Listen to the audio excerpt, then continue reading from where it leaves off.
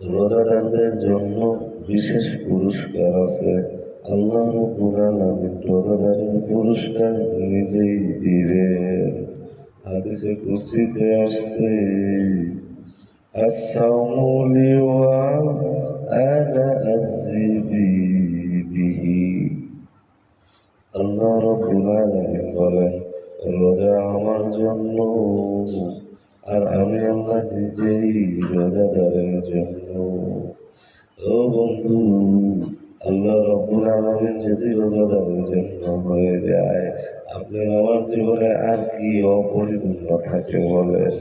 আল্লাহ বলে, যে ব্যক্তি আমি আল্লাহকে রাজি খুশি করার জন্য আমার হয়ে রোজা রাখলো, তার এই রোজার প্রতিদান আমি আল্লাহ নিজেই দিব। সুতরাং আজকের পর থেকে কেউ একটা রোজাও ভাঙবো না, প্রত্যেকেই সবগুলো রোজা রাখার চেষ্টা করবে ইনশাআল্লাহ।